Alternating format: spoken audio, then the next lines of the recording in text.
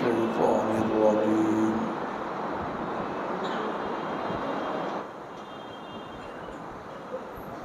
بسم الله الرحمن الرحيم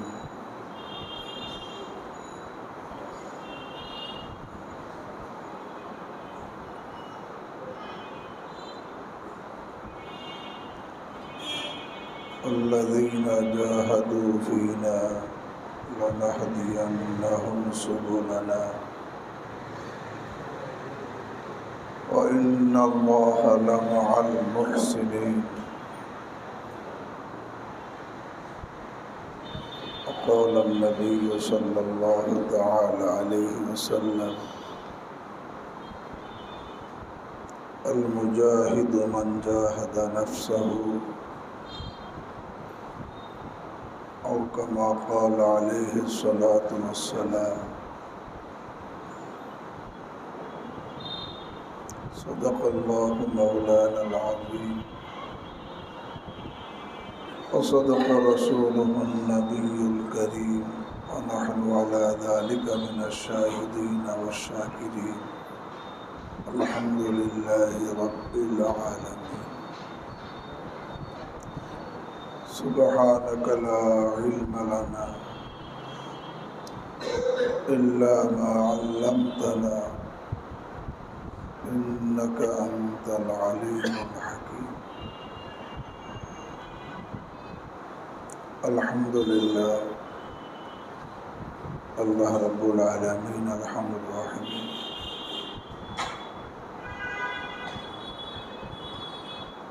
मेहरबानी করে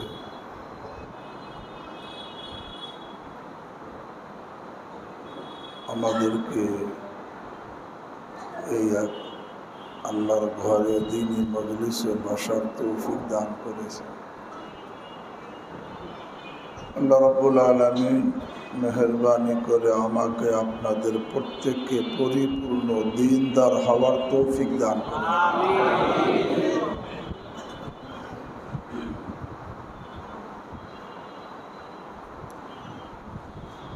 আমরা প্রত্যেকটা মুমিন মুসলমান আল্লাহকে বিশ্বাস করি, আখিরাতকে বিশ্বাস করি, জান্নাত জাহান্নামকে বিশ্বাস করি।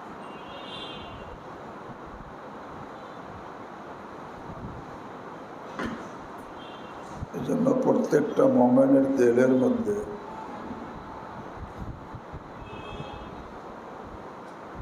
আল্লাহর দিদারের আশা থাকে, আল্লাহর সাক্ষাৎ, আল্লাহর মোলাকাত।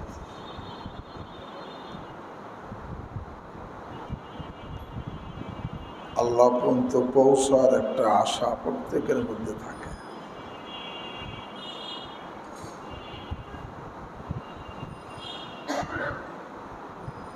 যে আল্লাহ পর্যন্ত পৌঁছে যায় সেই আল্লাহর ওলি হয়ে যায়,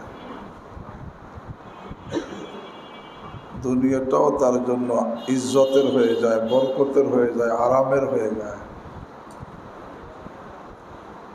আখিরাতে তো বাস সে জান্নাতের মধ্যে আল্লাহর দিদার নসিব করে, আল্লাহর দিদারে সৌভাগ্যশালী হয়, তার নসিব হয়।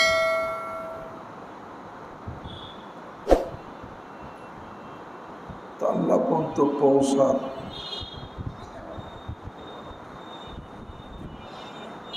তো অনেক লম্বা পথ,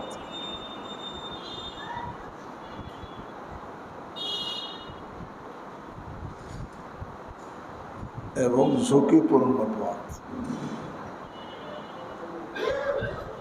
মোড়ে মোড়ে নফস শয়তানের ডাকাত বসে আছে, আমাদেরকে লাঞ্ছিত করার জন্য। এই লম্বা ঝুঁকিপূর্ণ পথ অতিক্রম করা আমার আপনার জন্য কঠিন, যদি আল্লাহ নিজে সাহায্য করে না পৌঁছান।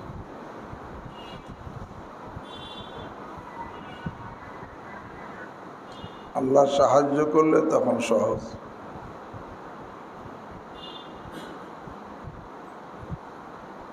যেমন পুলসিরাতে পার হওয়া আমার আপনার সাধ্যের বাহিরে। আল্লাহ যাকে পুলসিরাত পার করবেন তার জন্য কি পুলসিরাত কত কঠিন। মুসলিম শরীফের হাদিসের মধ্যে আসছে,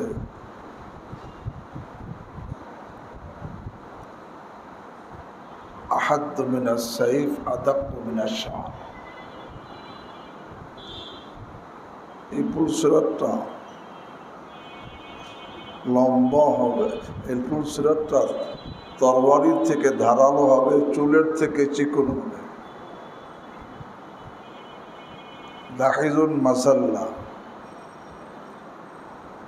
এবং এমন পিছলা হবে যে সেখানে পড়ে যাওয়ার মতো।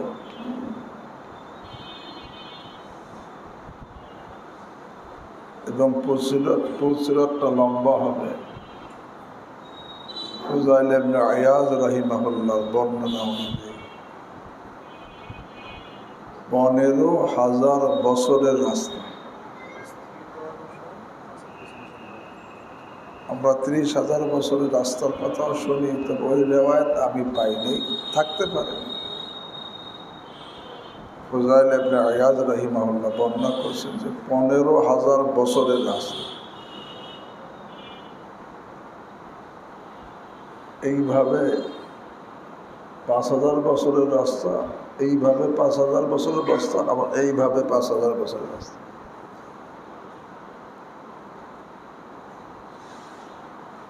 পুলসিরাতটা লাগানো হবে জাহান্নামের উপরে।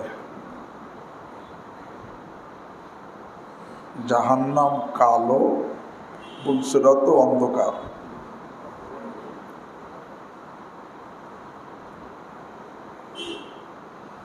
দুই পাশে কোনো ধরনই নাই যে ধরে ধরে পার হওয়া যাবে, বরং লাহা কালালিব ও খাতাতিফ ও হাসাক, দুই পাশে থাকবে কাঁটা। যে কাঁটাগুলো অতিক্রমকারীকে ধরে ধরে জাহান্নামে নিক্ষেপ করার চেষ্টায় লেগে থাকবে।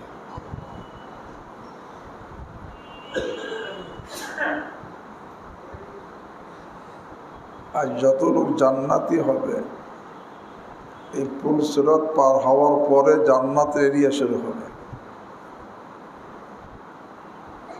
কেউ পুলসিরাত পার না হয়ে জান্নাত যাইতে কি পারবে না। কাদেরকে পার করবেন আল্লাহ বলছেন, সুম্মা নুনাজ্জিল্লাযীনা তাকাউ,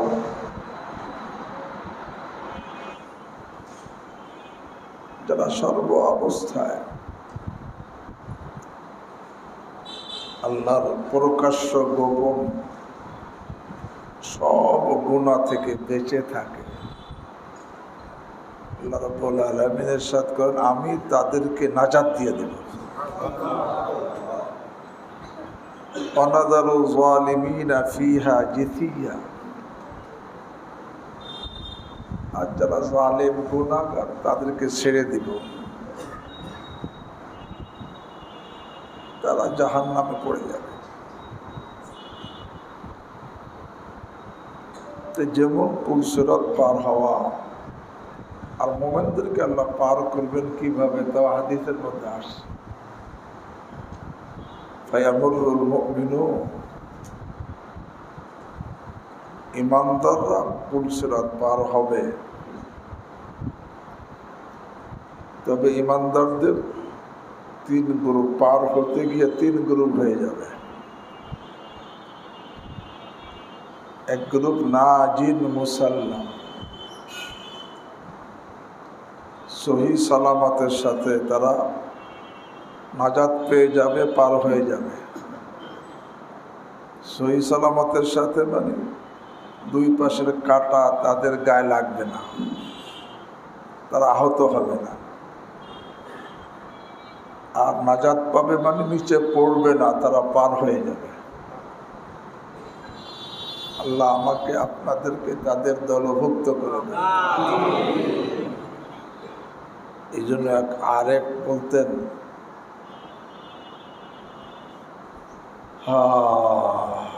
লাইসাল ঈদ লিমান বাসাতাল বিসাত ইন্নামাল ঈদ লিমান জাওয়াজাস সিরাত। আসল ঈদ, আসল আনন্দ ওই ব্যক্তির জন্য না যে দামি দামি গালিচা বিছাইল তার ঘরে। আসল ঈদ, আসল আনন্দ ওই ব্যক্তির জন্য হবে যে পুলসিরাত পার হয়ে গেল। লাইসাল ঈদ লিমান বাসাতাল বিসাত ইন্নামাল ঈদ লিমান জাওয়াজাস সিরাত। তো পার হওয়ার সময় এক গ্রুপ নাজিল মুসাল্লাম, সহি সালামতে পার হবে, আর এক গ্রুপ তারাও পার হবে, তবে সহি সালামতে না, মাখদুশুল মুরসাল,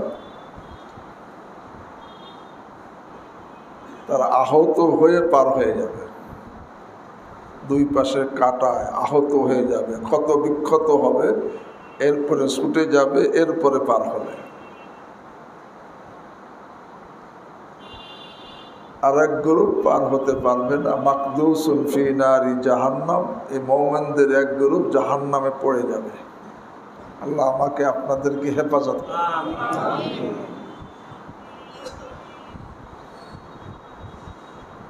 এবং যারা সহি সালামতে পার হবে তাদেরকে আল্লাহ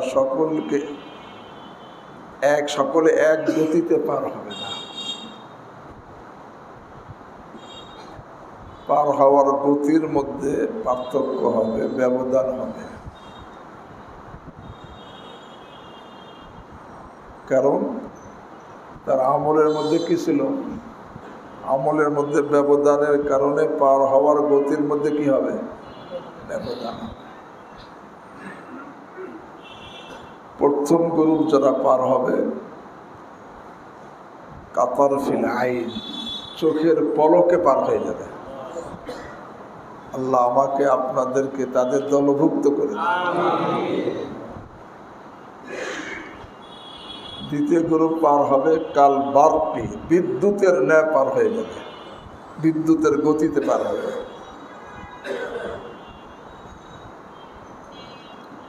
তৃতীয় গ্রুপ পার হবে কাল হাওয়ার ন্যায় পার হয়ে যাবে। চতুর্থ গ্রুপ পার হবে কাত্তাইর, পাখির ন্যায় পার হয়ে যাবে, পাখির গতিতে পার হবে। তবে রাস্তা কতখানি? 15,000 মাইল না, কিন্তু 15,000 বছরের রাস্তা।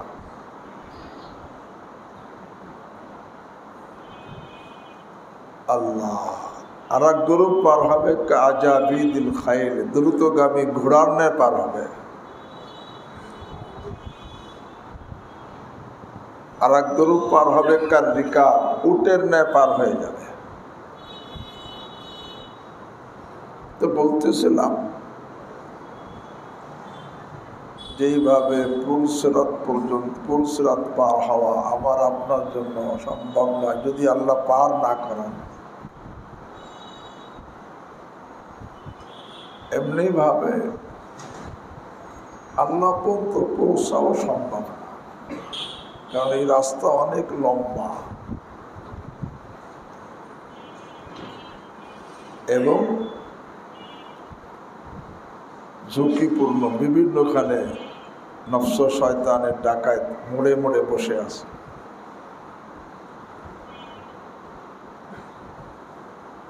তবে এটা কিভাবে সম্ভব? এই জন্য আমি এক আয়াত তেলাওয়াত করছি। আল্লাহ রাব্বুল আলামিন আরহামুর রাহিমিন ইরশাদ করেন, কোরআন এটা, আউযু বিল্লাহি মিনাশ শাইতানির রাজীম, আল্লাযীনা জাহাদু ফীনা লানাহদিয়ান্নাহুম সুবুলানা।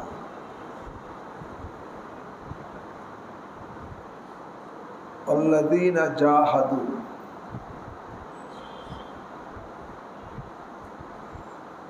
যারা মুজাহাদা করবে। মুজাহাদার আবিধানিক অর্থ মাশাক্কাত, অর্থাৎ কষ্ট করা, কষ্ট করবে। আর ইসতিলাহি পরিভাষার অর্থ মুখালাফাতুন নাফস, যারা তার মনের বিরোধিতা করবে। মনে যেটা চায় সেটা সে কি করবে না, মনের বিরোধিতা করে আল্লাহ যেটা চান সেটা করবে।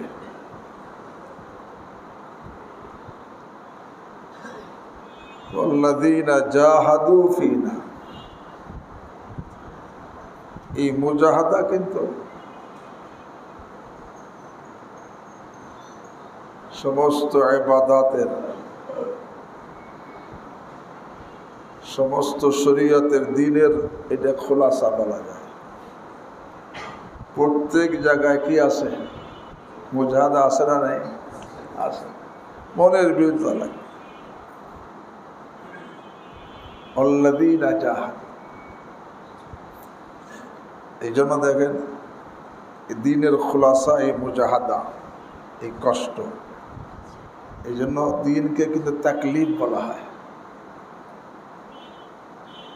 আর দ্বীনের আহকামকে বলা আহকামে তাকলিফিয়া, আর বান্দাকে বলা হয় মুকাল্লাফ, যাকে কি দেওয়া হয়েছে? কষ্ট দেওয়া হয়েছে। মানে কিছু মুজাহাদা, তবে মুজাহাদাটা সামান্য মুজাহাদা, অসম্ভব না। বান্দার ক্ষমতার বাহিরে না, বান্দার ক্ষমতার বাহিরে কোনো কষ্ট আল্লাহ বান্দাকে, আল্লাহ কি লা ইউকাল্লিফুল্লাহু নাফসান ইল্লা উসআহা। এই হুজুরের একটা চেয়ার দেওয়া,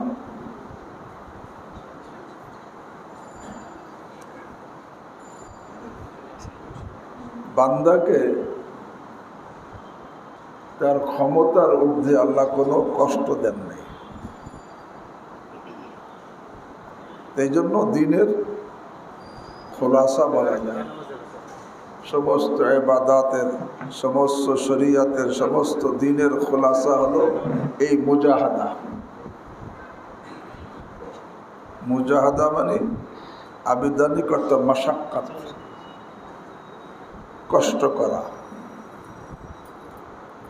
আর এই মুজাহাদা পারিভাষিক অর্থ, ইসতিলাহি অর্থ হলো মুখালাফাতুন নাফস, মনের বিরোধিতা করা। আজ পর্যন্ত যত লোক আল্লাহওয়ালা হয়েছে, একজনও মনে যা চায় তাই করে আল্লাহ হইতে পারছে? মনের কি বিরোধিতা করছে? এই মুখালাফাতুন নাফস। কারণ দেখেন মুজাহাদা কিভাবে, এই মুজাহাদা দুই প্রকার বলা যায়। কিছু কাজ করতে মনে চায় কিন্তু সেটা ছাড়ার হুকুম। যত গুনাহ করতে কি চায় কিন্তু হুকুম কি ছাড়তে হবে। এই গুনাহ ছাড়তে কি লাগবে? মনের বিরোধিতা করা লাগবে কি লাগবে না? হ্যাঁ, কোনো ব্যক্তি মনে যা চায় সেইটা করে গুনাহ ছাড়তে পারবে? এখানে যত প্রত্যেকটা গুনাহ ছাড়তে মুজাহাদা লাগবে, মনের বিরোধিতা করা লাগবে। এমনিভাবে কিছু কাজ করতে মনে চায় না কিন্তু শরীয়ত হুকুম করো, তাই না? আদায়ে তাআত, যেটা সমস্ত নেক আমল করতে মনে চায় না কিন্তু করতে হবে, এখানেও কি লাগবে? মনের বিরোধিতা লাগবে।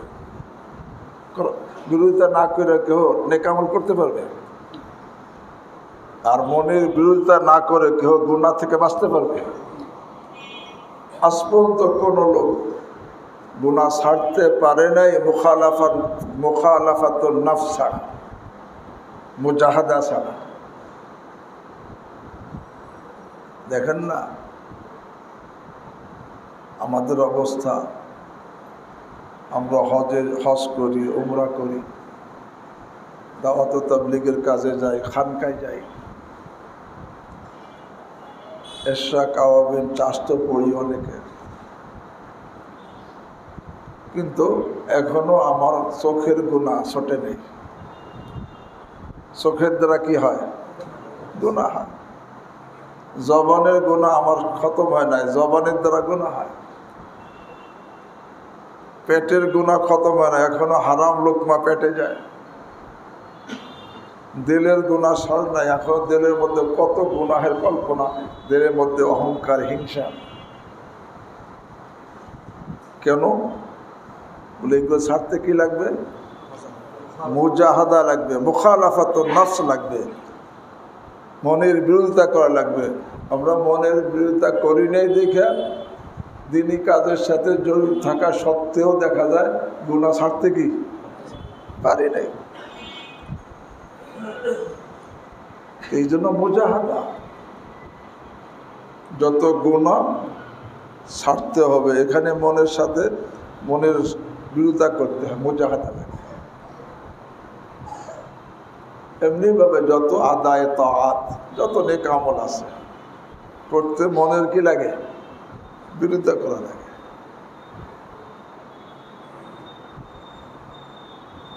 এই যে নফসের, এই জন্য বলা হয় যে শরীয়তে আহকামে তাকলিফিয়া, সমস্ত হুকুমের মধ্যে কি আছে? কষ্ট আছে। বান্দাকে মুকাল্লাফ বলা হয়, দিনকে তাকলিফ বলা হয়, কারণ এখানে মুজাহাদা লাগবে।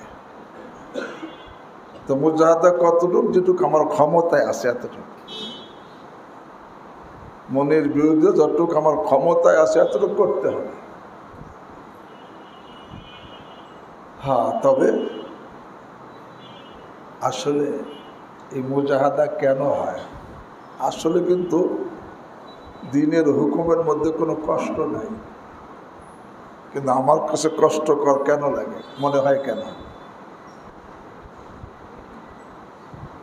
বলে দিনের মধ্যে কিছু আছে বাধ্যবাধকতা, আর আমার স্বভাব হলো স্বাধীনভাবে চলা। আমি স্বাধীনভাবে চলতে অভ্যস্ত।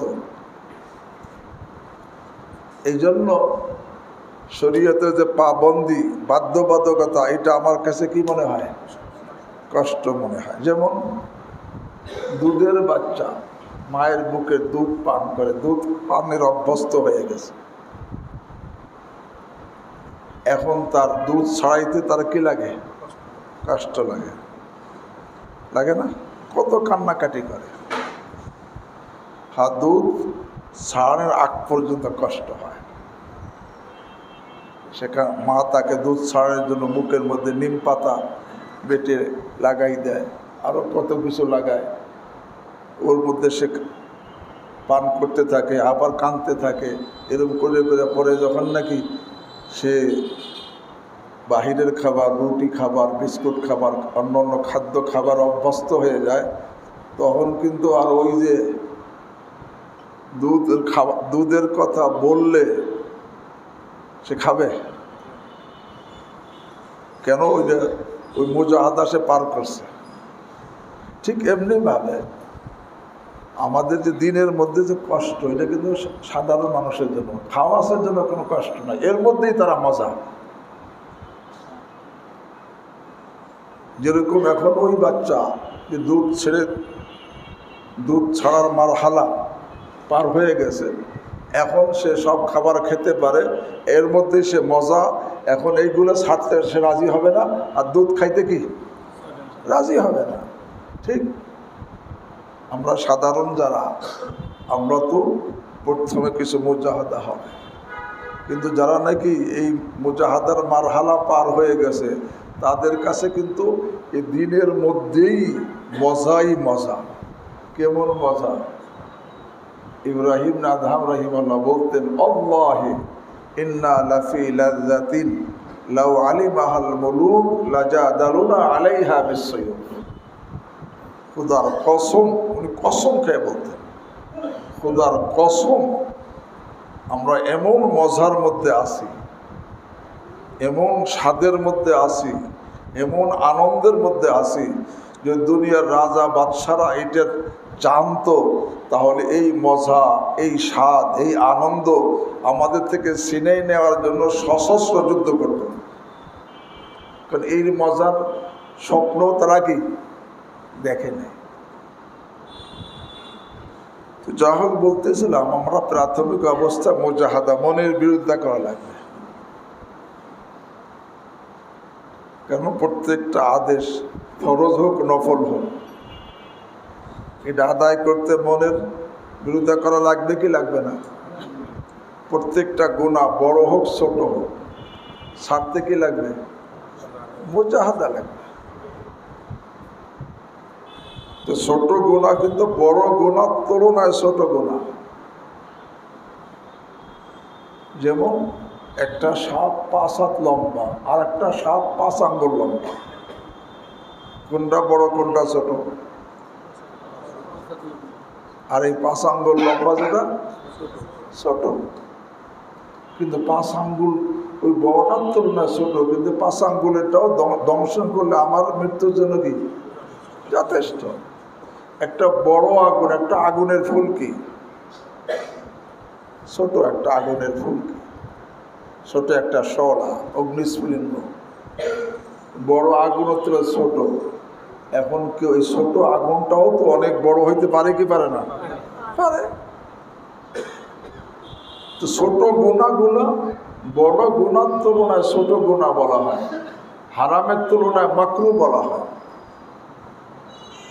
কিন্তু এই ছোট গুনার কারণে আল্লাহ মুআখাযা করতে পারেন কি পারেন না?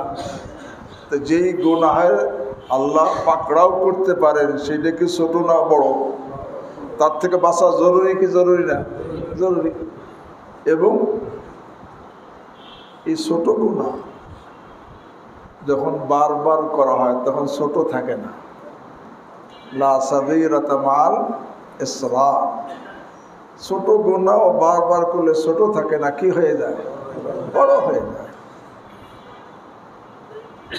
এবং ছোট গুনাহ করতে করতে সে কোন গুনাহ পর্যন্ত পৌঁছে যায়? বড় গুনাহ পর্যন্ত পৌঁছে যায়। ছোট গুনাহ করতে করতে সে কোথায় পৌঁছে? অর্থাৎ যেই ছোট বড় গুনাহ পর্যন্ত পৌঁছে যায় সেটাও কিন্তু বড় হয়ে যায়। মুকদ্দামাতুল হারামে হারাম।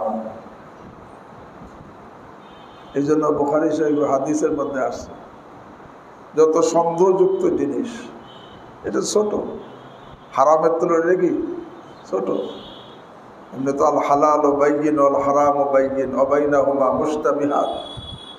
হালালও স্পষ্ট, হারামও স্পষ্ট, এর মাঝে আছে কিছু সন্দেহযুক্ত। এটা হালাল না হারাম জানা নাই, সন্দেহযুক্ত।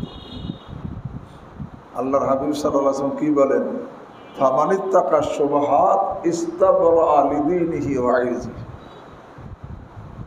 যেই লোকটা হারাম থেকে তো বাঁচেই, সন্দেহযুক্ত জিনিস থেকে বিরত রইল, বেঁচে রইল, সে তার দ্বীন এবং ইজ্জতকে হেফাজত করে ফেলল। আর অমান ওয়াকা ফি শুবহাত, যে তার সন্দেহযুক্ত জিনিসের মধ্যে পতিত হইল, তার অবস্থা কেমন?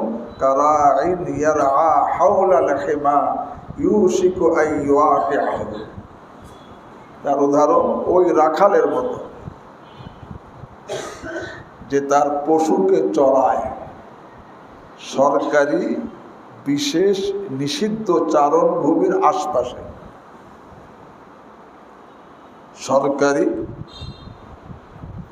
নিষিদ্ধ চারণভূমি যেখানে জনসাধারণ পশু চড়ানো কি নিষেধ, এই আশপাশে যে তার পশুকে চড়াবে, ইউশিকু আন ইউআকিআ, অচিরেই তার পশু ওই নিষিদ্ধ এলাকায় কি হবে? কারণ নিষিদ্ধ এলাকার ঘাস যেহেতু জনসাধারণ পশু চড়তে পারে না, এই জন্য ঘন হয়, তরুতাজা হয়, সবুজ শ্যামল হয়, আর ঘন তরুতাজা সবুজ শ্যামল ঘাস পশুর দৃষ্টিতে বড় লোভনীয়, বড় আকর্ষণীয়। আশপাশ হলো সন্দেহযুক্ত জিনিস, আর হারাম হলো ওই নিষিদ্ধ চারণ। আল্লাহ ইন্না লিকুল্লি মালিকিন হিমা, আল্লাহ ইন্না হিমাল্লাহি ফি আরদিহি মাহারিব। দুনিয়ার বাদশাদের এরকম নিষিদ্ধ চারণভূমি থাকে, আর আল্লাহরও একটা নিষিদ্ধ চারণভূমি দুনিয়ার মধ্যে আছে। সেটা কি? সমস্ত হারাম কাজ। যত হারাম কাজ নফসের কাছে বড় আকর্ষণীয়, বড় লোভনীয়। এখন এই সন্দেহযুক্ত জিনিস যেটা হারামে ঢোকার কারণ হয়, যার কারণে হারামে ঢুকে যায়, সেটা কিন্তু হারাম হয়ে যায়। মুকদ্দমাতুল হারামে হারাম, হারামে ঢোকার আগ পর্যন্ত সেটা সন্দেহযুক্ত জিনিসের মধ্যে থাকে। আল্লাহর হাবিব সাল্লাল্লাহু আলাইহি ওয়াসাল্লাম এখানে আমাকে আপনাকে প্রত্যেকটা মানুষকে তুলনা করছেন রাখালের সাথে। আমি আপনি প্রত্যেকে কি? রাখালের দায়িত্ব তার পশুর হেফাজত করা, আর আমার আপনার নফস হলো পশু। আমার আপনার নফস কি? এই নফসকে হেফাজত করতে মনের বিরুদ্ধে লাগবে কি লাগবে না? আর যত সন্দেহযুক্ত জিনিস, এটা হলো হারামের আশপাশ, যে নাকি তার নফসকে হারামের আশপাশে যাওয়ার সুযোগ দিবে। নফস আশপাশে থাকবে না, ওই যে যেটা হারাম তার মধ্যে কি হবে? ঢুকে যাবে। তো বলতেছিলাম ছোট গুনাহ, বড় গুনাহ, ছোট গুনাহ এগুলো ছাড়তে মুজাহাদা লাগে। তো ছোট গুনাহ বড়টার তুলনায় ছোট, কিন্তু আমার তুলনায় কিন্তু কি না ছোট না। আমার ওই ধ্বংসের জন্য ছোট গুনাহই কি, কারণ যেই গুনাহের উপরে মুআখাযা হওয়ার আশঙ্কা, সেটা ছোট না বড়। 2 নম্বর, আল্লাহ যেই গুনাহ বারবার করলে ছোট থাকে না, কি হয়ে যায়? লা সাগীরাতা মা ইসরা, সেটা ছোট না, বড়র মধ্যে গণ্য। আবার যেই গুনায় হারাম পর্যন্ত, বড় গুনাহ পর্যন্ত পৌঁছে দেয়, সেটা ছোট থাকে না, কি হয়ে যায়?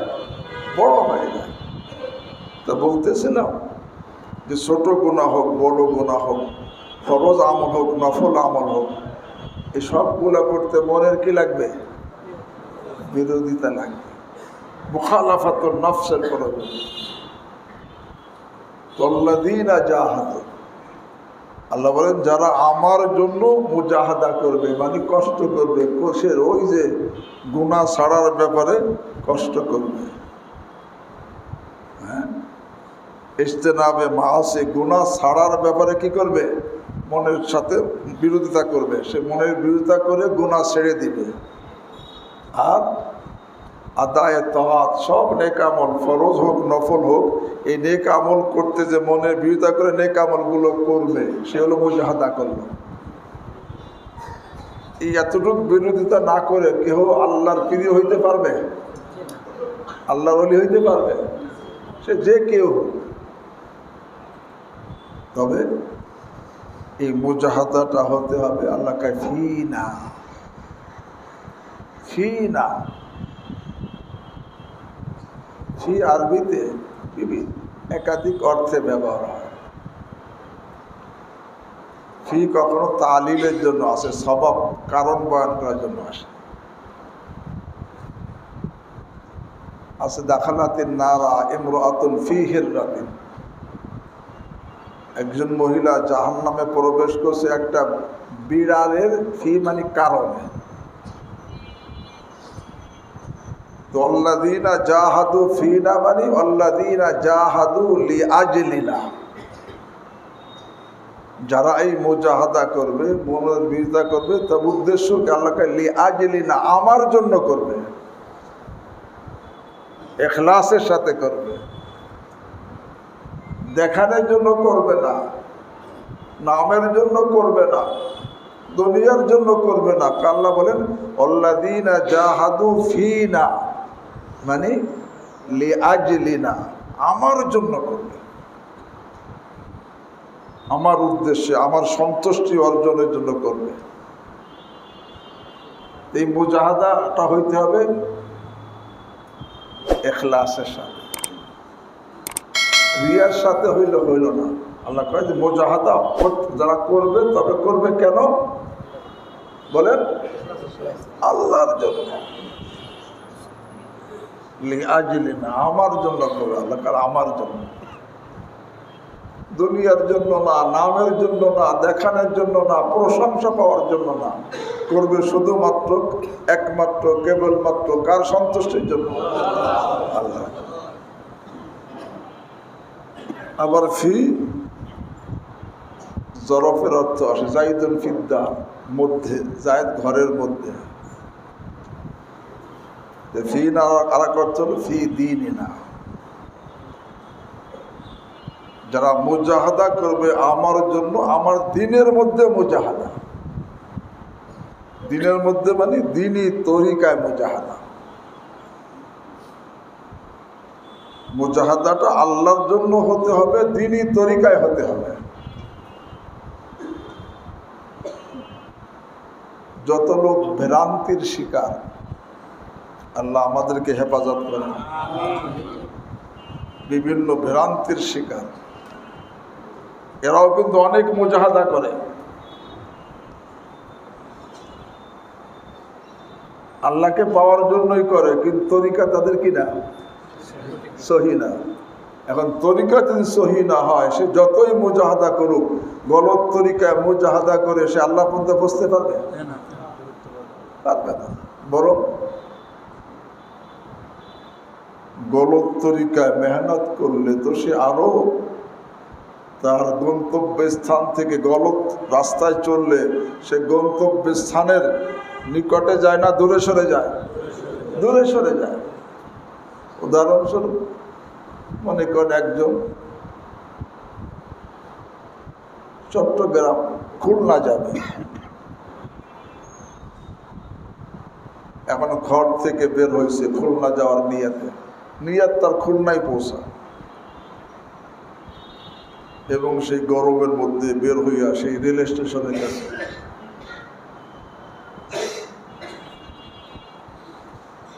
কিন্তু সে ওই চট্টগ্রামের গাড়িকে, এই রাস্তাকে মনে করি যে খুলনার রাস্তা, তার উদ্দেশ্য ওই খুলনায় যাওয়া। সেই জন্য কষ্ট শুরু করছে, ঘর থেকে বের হয়েছে, মেহনত করতেছে, স্টেশনে গেছে এবং গাড়িতেও বসছে, কিন্তু চট্টগ্রামের গাড়িতে বসছে। ভাই, সে কি মুজাহাদা করে নাই? এখন গলত তরিকায় মুজাহাদা করার দ্বারা সে কি খুলনার নিকটবর্তী হইতেছে না দূরে সরতেছে? হ্যাঁ ভাই, এরকম যারা নাকি গলত তরিকায়, দিনই তরিকায় মেহনত করে না, তারা মেহনত করতেছে খুব। সবাই বলে আমি জান্নাতে যাব, সবাই আশা আমি আল্লাহ পর্যন্ত পৌঁছবো, আমি জান্নাতে যাব, সবাই কয়, কিন্তু মেহনত গলত তরিকা। সে গলত তরিকায় যত মেহনত করুক, সে মুজাহাদা হইতেছে, আল্লাহর জন্যই করতেছে, কিন্তু তরিকা তার দিনই তরিকা হয় নাই, সে কখনো গন্তব্যস্থানে পৌঁছতে কি পারবে না। তার সব নরসি বাঁকা বা আয় আরামি কি রাহ কে তো মিরবি রাহে তুর্কিস্তান আছে। যত লোক শিরক বেদাতের রাস্তায় চলতেছে, গুনাহের রাস্তায় চলতেছে, এই শিরক বেদাতের রাস্তা, গুনাহের রাস্তা, এটা কি দিনই রাস্তা? কিন্তু লক্ষ লক্ষ লোক জমা হইয়া তারা সবাই কিন্তু জান্নাত আশায় জমা হইতেছে, আল্লাহকে পাওয়ার জন্য, জান্নাতি হওয়ার জন্য। কিন্তু তাদের মুজাহাদাও আছে, আল্লাহর জন্যই করতেছে মনে করেন, কিন্তু তাদের রাস্তা কিনা সহি না, সঠিক না। এই জন্য আল্লাহ বলেন ফি না আয় ফি দিনই না। ইয়াহুদ নাসারাও এদের মধ্যে এরা মুজাহাদা করে, মুশরিকরাও মুজাহাদা করে। কত মুজাহাদা করে, যুগীদের মুজাহাদা আরো বেশি, কিন্তু তাদের তরিকা কিনা সহি না। এই জন্য আল্লাহ বলতেছেন আল্লাযীনা জাহাদু ফিনা আই ফি দীনিনা, যারা মুজাহাদা করবে আমার জন্য দ্বীনি তরিকা, দ্বীনের তরিকা যেটা কোরআন হাদিস দ্বারা যেটা দ্বীন হওয়া প্রমাণিত, এই তরিকায় যে মুজাহাদা করবে, মেহনত করবে সাধ্য অনুযায়ী। এখন এটি যে করবে বলছিলাম, এই রাস্তা তো অনেক লম্বা রাস্তা, আল্লাহ পর্যন্ত পৌঁছার রাস্তা। আল্লাহ যদি নিজে না পৌঁছে দেন, কারো পৌঁছানো কিনা সম্ভব। এক বাদশাহ তার বালাখানার ছাদে বসে আছে, এক আল্লাহওয়ালা বুজুর্গ সামনে রাস্তা দিয়ে যাইতেছে। বাদশাহ তার লোকদেরকে বলছে, ওই আল্লাহওয়ালাকে ডেকে আনো, আমার কথা বলে এখানে নিয়ে আসো। তখন তাকে ডাকছে আল্লাহওয়ালাকে, যে বাদশাহ নামদার আপনার সালাম দিছে একটু সাক্ষাতের জন্য। তো বাদশাহ তো তার বালাখানা অনেক উঁচু বালাখানা, সেখানে ছাদে বসা, সেখান থেকে রশি ছাড়ছে, রশির নিচে দাঁড়ানোর ব্যবস্থা আছে। তো ওই রশির নিচে যে একটা দাঁড়ানোর মতো জায়গা আছে, সেখানে দাঁড়াইছে আল্লাহওয়ালা, আর উপর থেকে বাদশা বসে টান দিয়ে উঠে নিয়ে আসে। এরপরে টান দিয়ে একেবারে সে বালাখানার ছাদে একে উঠে ফেলছে। পরে বাদশা বসে, হযরত আমি আপনাকে স্মরণ করছি একটা জিনিস জানার জন্য। বলে কি? বলে আমি আল্লাহ পর্যন্ত কিভাবে পৌঁছব? তখন বুজুর্গ বলছেন, যেইভাবে আপনার পর্যন্ত পৌঁছছি এইভাবে আল্লাহ পর্যন্ত পৌঁছতে হবে। আল্লাহ রাব্বুল আলামিন যদি নিজে টাইনা না উঠায়, তা কেউ আল্লাহ পর্যন্ত পৌঁছতে কি পারে না। আল্লাহ কাদেরকে টাইনা উঠাবে? আল্লাহ কাল্লাযীনা জাহাদু ফিনা, যারা মুজাহাদা করবে, মনের বিরোধিতা করবে, তবে আমার জন্য করবে।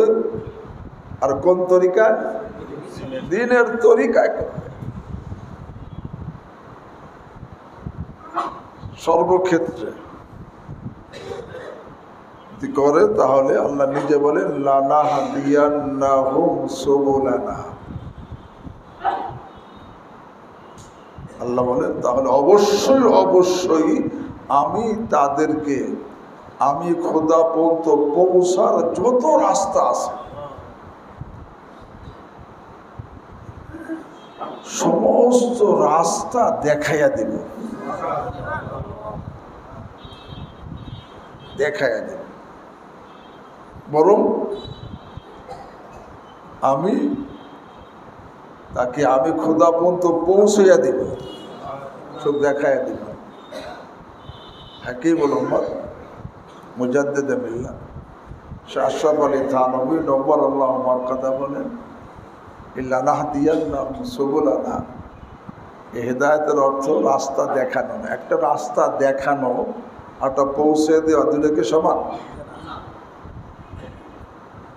আপনি এক জায়গায় যাবেন, রাস্তা চেনেন না, একজন বলে দিল যে এইভাবে যাবেন, এত দূর যাওয়ার পর একটা মোড় হবে, তারপরে আগাইলে সেখানে একটা বড় গাছ, তারপরে একটা ব্রিজ, তারপরে একটা টিলা, কিন্তু বলে দিল আলামত। কিন্তু আপনি যাবেন তো, কিন্তু সবসময় দিনের মধ্যে একটা ভয় যে কোন সময় রাস্তা কি ভুল হয়ে যায় কিনা। অনেক সময় রাস্তা ভুল দেখাই দেওয়ার পরেও অনেকে কি হয়, ভুলে যায়, গন্তব্যস্থানে পৌঁছতে পারে না।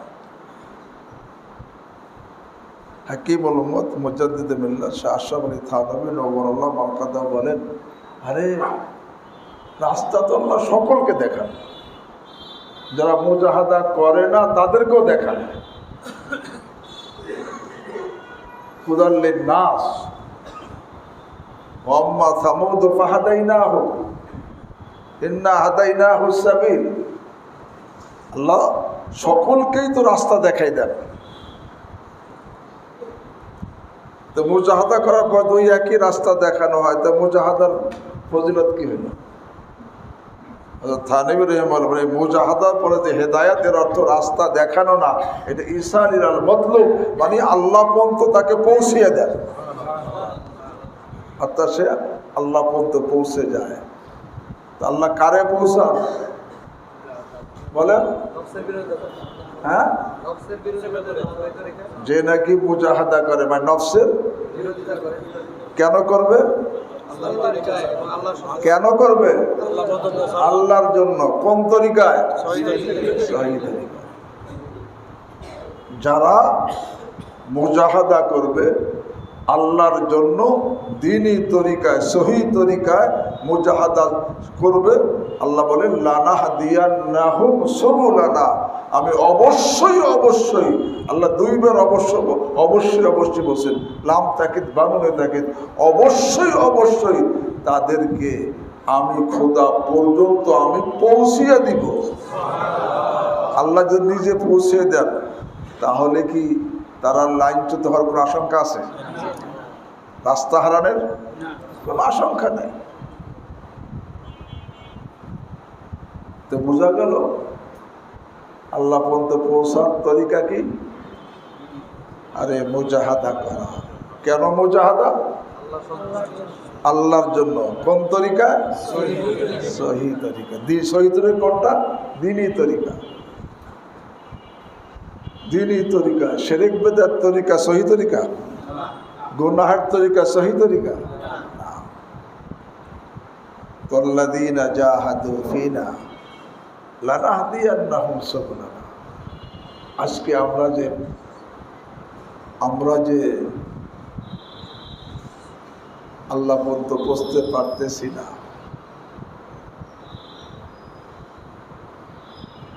কেন পারতেছি না? যে মনের বিরোধিতা আমরা করি না, মনে যা চায় তাই করি, ঠিক না? মনে যা চায় তাই করি। মন তো আল্লাহ দিয়েছেন মনে যা চায় সেটা করার জন্য না।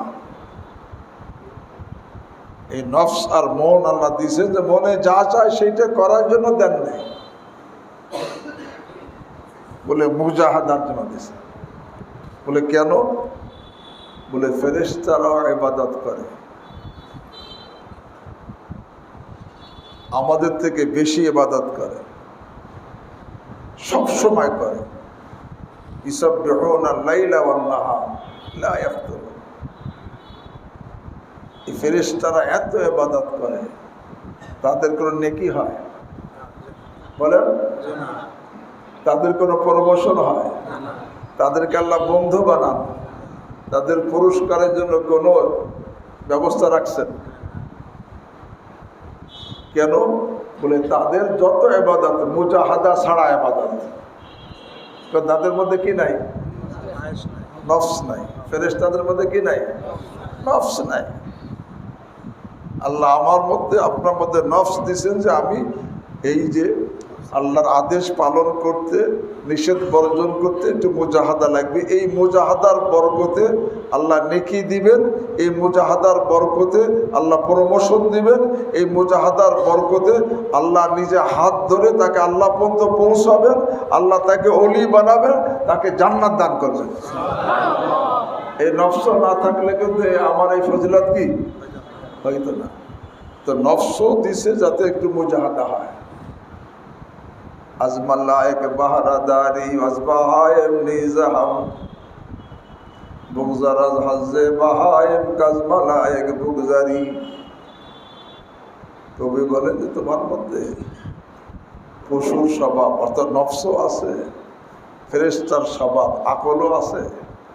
হ্যাঁ, তুমি নফসটাকে ছেড়ে দাও, ফেরেশতার ঊর্ধ্বে চলে যাবা।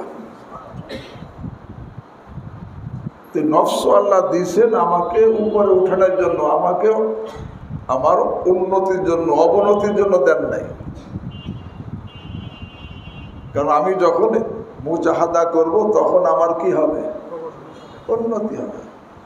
আর যেই মুজাহাদা করে তার উন্নতি হয়, আল্লাহ তাকে উন্নতি দান করেন যে লাইনেই করুন। একই হল মুজাদ্দিদে মিল্লাত শাহ আশরাফ আলী থানভী নওয়ারুল্লাহ মারকাদা।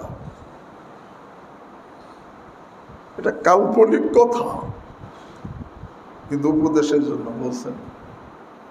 এক পাত্রের মধ্যে পানিও আছে, তার মধ্যে তেলও ডাললেন, তেল সর্ষের তেল মনে করেন। উপরে কোনটা থাকবে? আর পানি? এখন পানি তেল, পানি তো পবিত্র, ময়লাকে পরিষ্কার করে, অপবিত্রকে পবিত্র করে, পিপাসা নিবারণ করে। তেলে কি ময়লা দূর করে না ময়লা বানায়? ময়লা বানায়। তেল দ্বারা অজু করলে অজু হয়? হয় না।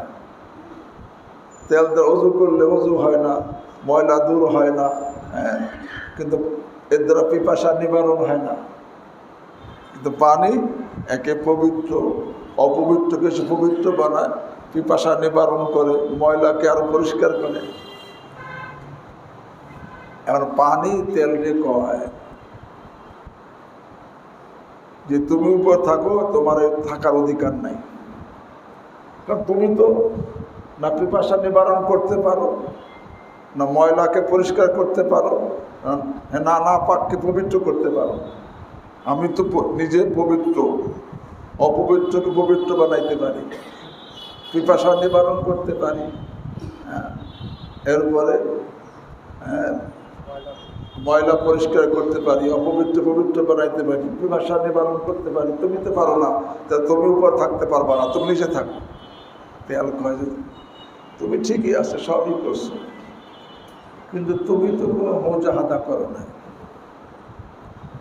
মেঘের মধ্যে ছিলা, ফেরেশতারা সেখান থেকে একরামের সাথে নামাই নিয়ে আসছে এই জমিনে। পরে লোকেরা একরামের সাথে সেখান থেকে উঠেছে। তোমার কোনো মুজাহাদা হয় নাই, আমার কি মুজাহাদা তুমি জানো? তবুও থাকতে চাও? বলে কেন? বলে দেখো, আমি যখন দানা আকারে ছিলাম, আমার উপর হাজার হাজার মন মাটি দিয়ে চাপা দেওয়া হয়েছে। আমার শরীরের সমস্ত চামড়া খসে গেছে, পচে গেছে। পরে সেখান থেকে ওই মাটি ভেদ করে অঙ্কুর বের হয়েছে। ঝড় বৃষ্টি রোদ শীত সব মাথার উপর দেয়। এরপরে যখন নাকি একটু বড় হয়েছে, তো জমিওয়ালা কাটছে, শুধু কাটে নেই, এরপরে রৌদ্রের মধ্যে শুকাইছে, পরে পাড়াইয়া বের করছে, এরপর আবার রৌদ্র শুকাইছে, এরপরে গাইনের মধ্যে যখন দিছে এমন একে মানে পাশ করে ফেলছে। তা আমি যে মুজাহাদা করছি, তুমি কি করছো? তুমি উপরে থাকতে চাও? আল্লাহ তো যে মুজাহাদা করে তারাকে উপরে রাখে, বোঝেন নাই? যে মুজাহাদা করে তাকে কি রাখে? তুমি তো কোনো, যদিও তুমি পবিত্র, যদিও তুমি পরিষ্কার, যদিও তুমি পিপাসা নিবারণ করো, কিন্তু তুমি তো কোনো মুজাহাদা করো নাই। আমার তো অনেক মুজাহাদা হয়েছে, এই জন্য মুজাহাদার বরকতে আল্লাহ আমাকে উপরে রাখছে। উপর ওঠার তরিকা কি? মুজাহাদা। আল্লাযীনা জাহাদু ফীনা,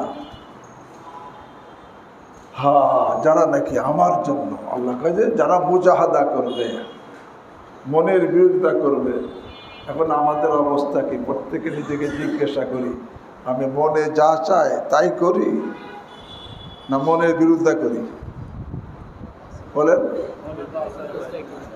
এই জন্য আমার দিন দিন উন্নতি হইতে না অবনতি হইতেছে? অবনতি হইতেছে। মনে চায় মোবাইলের মধ্যে ছবি দেখতে থাকি, মনে চায় গান শুনতে থাকি, মনে চায় ঘুষ খাইতে থাকি, মনে চায় বেগানা মেয়ের সাথে গল্প করতে থাকি। মনে চায় অবৈধ সম্পর্ক করতে, অবৈধ সম্পর্ক করতে থাকি। মনে যা চায় তাই করি। মনে যা চায় তাই করা, এটা উন্নতির রাস্তা না অবনতির রাস্তা? অবনতি। আর মনের বিরোধিতা উন্নতির রাস্তা। আল্লাহ নিজে বলেন, লানাহ দিয়ে নাকি মনের বিরোধিতা করবে আমার জন্য দ্বীনি তরিকায়, লানাহ দিয়ান্নাহুম সুবুলানা, অবশ্যই অবশ্যই আমি খোদা পর্যন্ত পৌঁছার যত রাস্তা আছে সব রাস্তা শুধু দেখাইয়া দিব না, আমি তাকে আরে সাথে করে আমি খোদা পর্যন্ত পৌঁছিয়ে দিব। হ্যাঁ, শুধু পৌঁছে দিব না, পৌঁছে দিয়ে ছেড়ে দেব না। ওয়া ইন্নাল্লাহা লামাআল মুহসিনিন, ওয়া ইন্নাল্লাহা লামাআল মুহসিনিন, নিশ্চয়ই আল্লাহ মুহসিনিনদের সাথী। লা ইন্না, আবার লাম, ইন্না তাকে লামে থাকে, ওয়া ইন্নাল্লাহা লামাআল মুহসিনিন।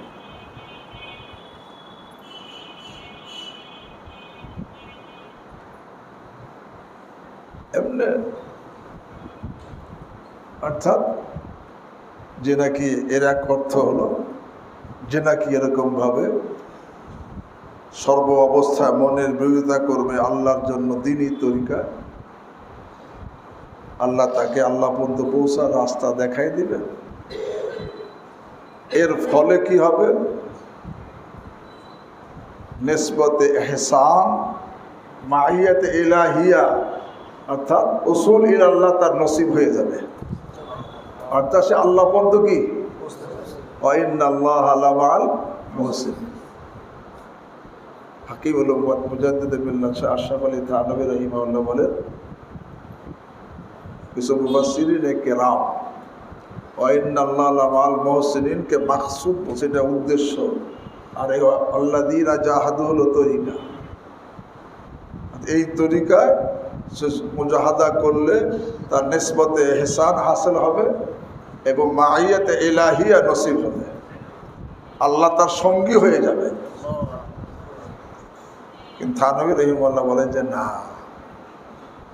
ওয়া ইন্নাল্লাহা লামাআল মুহসিনিন এটাও তরিকার মধ্যেই, অর্থাৎ মুজাহাদা বিল ইহসান যার হবে। আর লানাহ দিয়ার নামে মাকসাদ লানাহ দিয়ান্নাহু সুবুলানা, আল্লাহ তাকে আরে কুদরতি হাত দ্বারা ধরে ধরে আল্লাহ পর্যন্ত পৌঁছিয়ে দিবেন।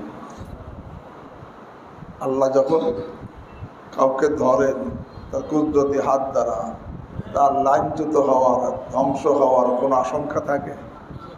আহা, হাকিমুল উম্মাহ মুজাদ্দিদ বিল্লাহ শাহ আশরাফ আলী থানভী নওয়ারাল্লাহ মারকাদা একটা ঘটনা বয়ান করছে। বাদশাহ আলমগীর রহমতুল্লাহ আলাইহি 54 বছর রাজত্ব করছে। কত বছর? 54 বছর রাজত্ব করছে। এবং ওনার দেশটা আফগান থেকে আরাকান সহকারে পুরোটা একটা দেশ ছিল। এই দেশের উনি, এখন তো অনেক দেশে ভাগ হয়েছে, পাকিস্তান হয়েছে, ইন্ডিয়া হয়েছে, ওদিক দিয়ে নেপাল হয়েছে, হ্যাঁ ভুটান হয়েছে, এদিক দিয়ে বাংলাদেশ হয়েছে, ওদিক দিয়ে আরাকান হয়েছে, কিন্তু অবশ্য পুরোটা কি ছিল? একটা দেশ। এই দেশের রাজত্ব করছেন আলমগীর রাহিমাহুল্লাহ 54 বছর। তো বিভিন্ন প্রদেশের উনি রাজা নিযুক্ত করতেন, তারা বাদশার অধীনে থাকতেন। এক এলাকার রাজা মারা গেছে, রাজার কোন প্রাপ্ত বয়স ছেলে না, একটা নাবালেক ছোট বাচ্চা রেখে মারা গেছে। আর ভাইটাই আছে, ভাইরা বয়স্ক। আর ভাইরা চাইতেছে যে তারা রাজা হবে, আর বাদশা যে মন্ত্রী পরিষদ তারা চাইতেছে নাবালেক বাচ্চাকে কি বানাবে? তবে রাজা তো হইতে পারবে না যদি আলমগীর রহিমাহুল্লাহ অনুমোদন না করে। এখন ওই মন্ত্রীরা ওই বাদশার ছেলে, নাবালেক ছেলে, ছোট ছেলেকে নিয়ে আলমগীর রহমতুল্লাহর কাছে আসতেছে। এই এতিম বাচ্চাকে দেখে যে বাদশাহ অনুমোদন দিয়ে দেয়। আর এই বাচ্চাকে, ছোট বাচ্চা, তারে আসার সময় ওই মন্ত্রী শিখাইতেছে বাদশার কাছে, আলমগীর রহিমাহুল্লাহর কাছে যখন যাবা তাকে এইভাবে সালাম দিবা, হ্যাঁ, এইভাবে আদব রক্ষা করবা, এবং সেই প্রশ্ন করলে এই উত্তর দিবা, এই প্রশ্ন করলে এই উত্তর দিবা, এই প্রশ্ন করলে এই উত্তর দিবা, এই শিখাইতেছে। ছোট বাচ্চা বলে উঠছে, আপনার যেই প্রশ্ন উত্তর শিখাইলেন, বাচ্চা যদি এছাড়া অন্য কোনো প্রশ্ন করে তখন কি উত্তর দেব? তখন মন্ত্রীরা বলছে, যখন তোমার দিলে এই কথা আসছে যে বাদশা অন্য প্রশ্ন করতে পারে, এই কথা আল্লাহ তোমার দিলে ঢেলে দিছে, তাহলে তোমার বাদশাহ আলমগীর কোনো প্রশ্ন করলে তার উত্তরও আল্লাহ তোমার অন্তরে ঢেলে দিলে। এরপরে গেছে বাদশাহ আলমগীর রহিমাহুল্লাহর ওখানে। ওই সময় বাদশাহ আলমগীর রহিমাহুল্লাহ গোসল করতেছেন, তার অন্দর মহলে হাউজের পাড়ে গোসল করতেছে। শুনছে সেই বাচ্চা আসছে, ছোট বাচ্চা তো, কয়ে তার ভিতরে পাঠাই দাও। তো ভিতরে পাঠাইছে। তো বাচ্চা গোসল করতেছেন হাউজের পাড়ে। ওই ছোট বাচ্চা গেলে উনি ওই বাচ্চার দুই হাত ধইরা হাউজের মধ্যে ছাড়িয়ে দিলাম। আর ওই বাচ্চা হাহা করে হাসতেছে। তো বাচ্চা বলে, এখন তো কান্নার সময়, তুমি এখন হাসলা? কি আমি পানির মধ্যে ছাড়িয়ে দিতে ডুবে যাবো, তুমি যে হাসলা? তখন বাচ্চা বলে, আপনি এই বড় মহাভারত, পাক ভারত সবটা রাজা, আপনার আঙ্গুল যদি কারো মাথায় থাকে, সে যখন ধ্বংস হয় না, আমি আপনার দুই হাতের মধ্যে আছি, আমি কিভাবে হালাক হব, এই জন্য আমি খুশিতে হাসতেছি। এই কথা বলে থানবী রহিমাহুল্লাহ বলেন, দুনিয়ার বাদশা যত বড়ই হোক, তার হাতের মধ্যে থাকলে যদি মানুষ হালাক না হয়, আরে যেটা কি আল্লাহর হাতের মধ্যে থাকবে, সে কিভাবে হালাক হবে?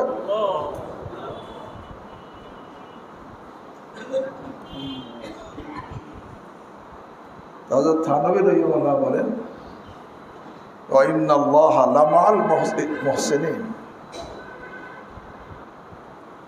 উনি বলেন যে এই লামাআল মুহসিনিন এটাও তরিকের মধ্যে দাখিল, মাকসুদ না। মাকসুদ তো লানাহদিয়ান্নাহুম সুবুলানা, হিদায়াত মানে এখানে গন্তব্যে আল্লাহ পর্যন্ত পৌঁছে দেওয়া তো মাকসুদ, উদ্দেশ্য এটাই।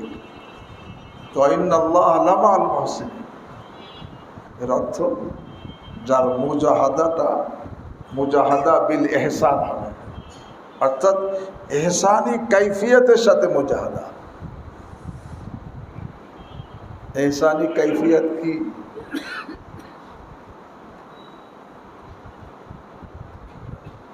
হযরত জিবরিল আমিন আলাইহিস সালাম 10ম হিজরির পরে, মানে হজ্জাতুল বিদার পরে বা অল্প কয়েকদিন আগে বা পরে, ছদ্মবেশে এসে রাসূল করিম সাল্লাল্লাহু আলাইহি ওয়াসাল্লামের নিকট 5টা প্রশ্ন করছে। তার মধ্যে একটা প্রশ্ন, ঈমান কি জিনিস, 2 নম্বর ইসলাম কি জিনিস, 3 নম্বর এহসান কি জিনিস, 4 নম্বর কিয়ামত কবে হবে, 5 নম্বর কিয়ামতের আলামত কি। এর মধ্যে একটা এহসানের প্রশ্ন করছে। এহসান কি? আনতা আবুদাল্লাহা কাআন্নাকা তারাহু ফাইন লাম তাকুন তারাহু ফাইন্নাহু ইয়ারাক। হাফেজ ইবনে হাজার আসকালানী রাহিমাহুল্লাহ ফাথুল বারীর মধ্যে হাদিসের এই টুকরার গুরুত্ব বোঝানোর জন্য ইমাম নাওয়াবী রাহিমাহুল্লাহর একটা কওল উল্লেখ করছে। উনি বলছেন, হাদাল কদর মিনাল হাদিস আসলুন আজিমুন মিন উসুলিদ দ্বীন وقاعدة مهمة من قواعد المسلمين آداب الصالحين عمدة الصديقين وبغية السالكين وكنز العارفين آداب الصالحين وهو من جوامع الكلم التي أوتيها صلى الله عليه وسلم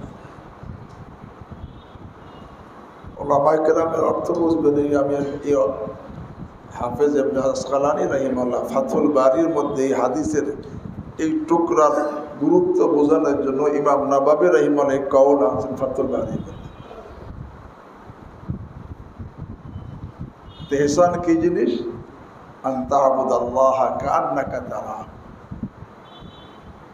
ফাইন লাম তাকুন তারাহু ফাইন্নাহু ইয়ারাক।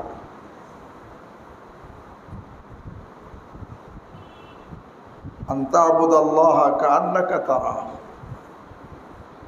এর অর্থ একটা অর্থ আমি বলবো, দুইটা বলবো না, আর এক ব্যাখ্যা আছে। আন তা'বুদাল্লাহা ইবাদাতান শাবীহাতান বিইবাদাতিকা হিনা তারাহু, তুমি আল্লাহর এমন ইবাদত করবে যে ইবাদতটা তোমার ওই ইবাদতের মতো হবে যে ইবাদতটা তুমি আল্লাহকে দেখলে করতে। আন তা'বুদাল্লাহা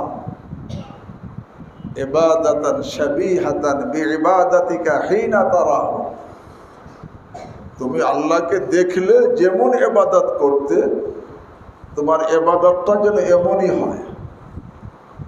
এখন প্রশ্ন হয় যে আমি তো আল্লাহকে দেখি না,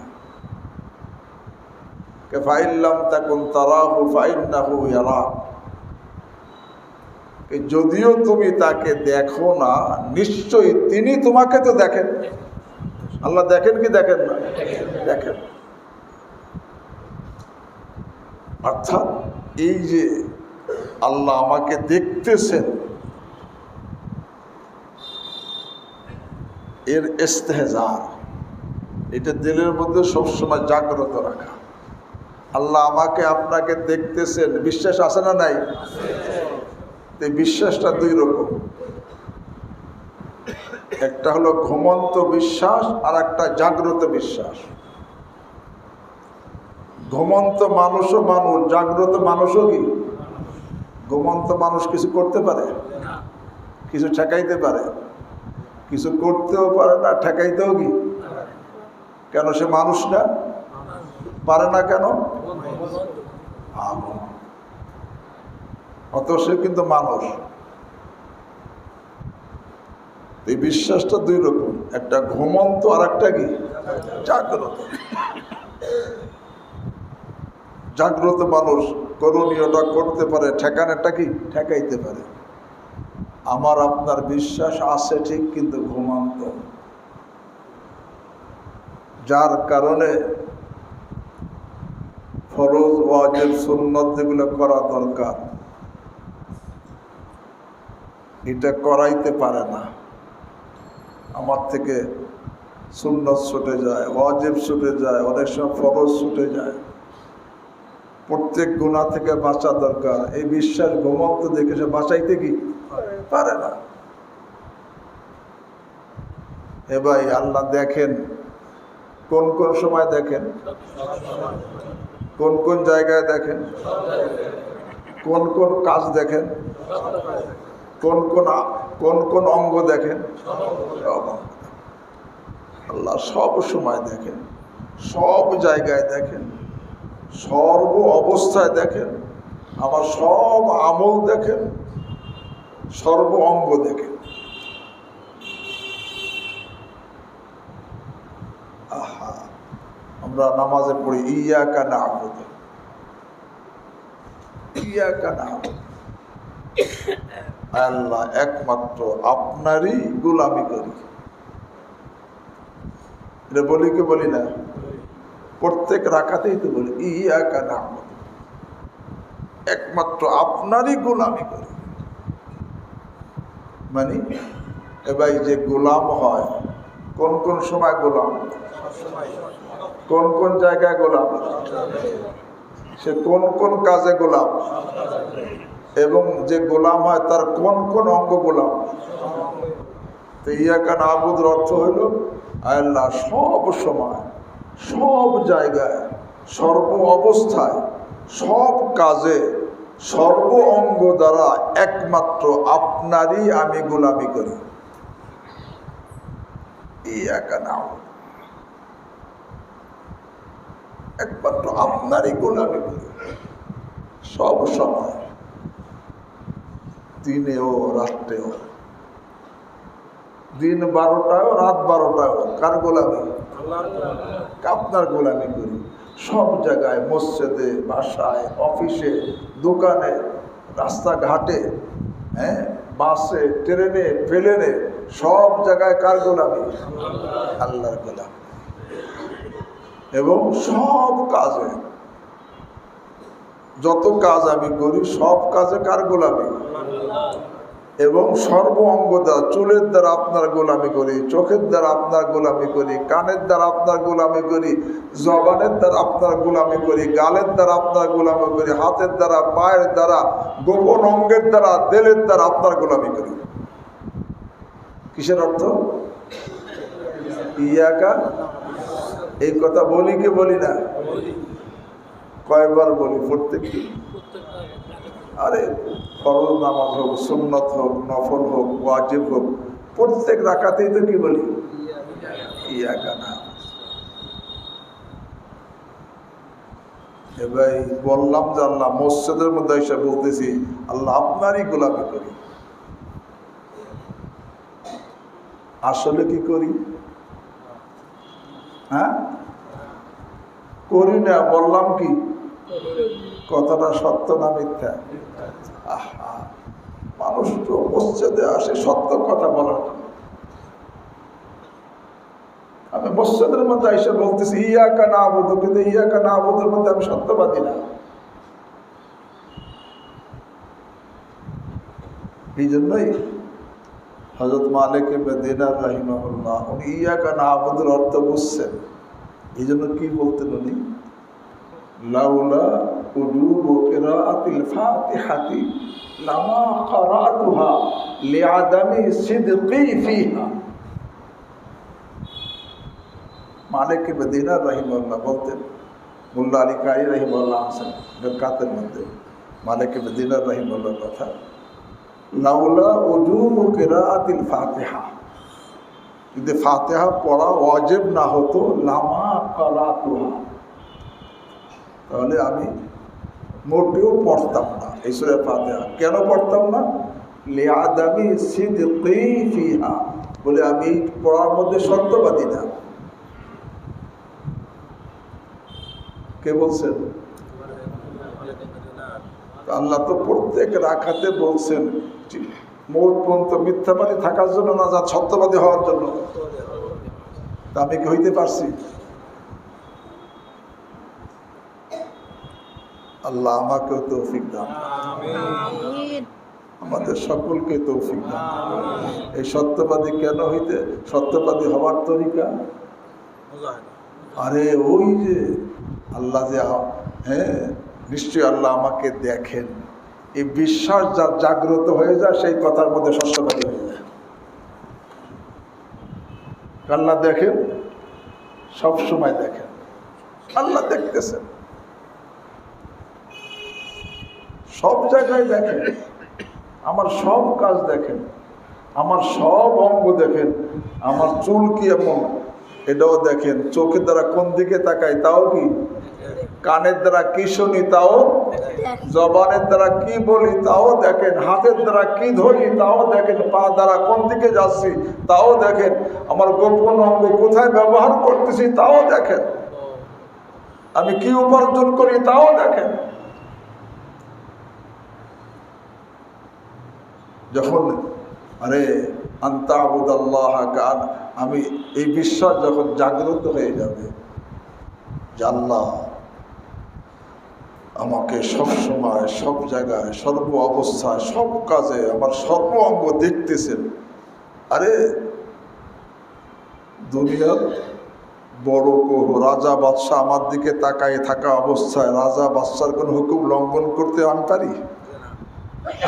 তার কোনো নিষিদ্ধ কাজ করতে পারি? আরে আল্লাহ তো সর্ব অবস্থায় দেখতেছেন, সব জায়গায় দেখতেছেন, সব জায়গায়, সব সময়, সব কাজে, সর্ব অবস্থায় আমার সর্ব অঙ্গ দেখতেছেন, বাহিরও দেখতেছেন, ভিতরও দেখতেছেন, আলো দেখতেছেন, অন্ধকারও দেখতেছেন, প্রকাশ্য দেখতেছেন, নির্জনও দেখতেছেন, সামনেও দেখতেছেন, পিছনেও দেখতেছেন। যেই লোকটা এই বিশ্বাসটা জাগ্রত হয়, সে কি আল্লাহর কোনো আদেশ লঙ্ঘন করতে পারে? হ্যাঁ, কোনো অন্যায় করতে পারে? পারে না। দেখেন না, কোনো ফ্যাক্টরির মালিক, কোনো দোকানের মালিক সিসি ক্যামেরা লাগাইছে পুরা ফ্যাক্টরিতে, দোকানে মালিক থাকে না, কিন্তু দূরে থেকে সে ওটা মনে ওটা দেখে, কিন্তু কর্মচারীদের সামনে কিন্তু কি নাই? মালিক নাই। কিন্তু কোনো কর্মচারী কাজে ফাঁকি দেয় না, কোনো কর্মচারী খেয়ালাত কি করে না, কোনো কর্মচারী চুরি করে না। কেন? তাদের এই বিশ্বাস জাগ্রত, মালিক যদিও এখানে নাই, সে আমাকে কি দেখতেছে। আরে দুনিয়ার মালিক দেখতেছে। এই বিশ্বাস জাগ্রত থাকার কারণে যখন সে কোনো কাজে অবহেলা করতে পারে না, কোনো খেয়ানত করতে পারে না, কোনো চুরি করতে পারে না। আর যেই লোকটার এই বিশ্বাস জাগ্রত যে আল্লাহ আমাকে দেখতেছেন, সে কিভাবে নাফরমানি করবে, কিভাবে আল্লাহর আদেশ লঙ্ঘন করবে?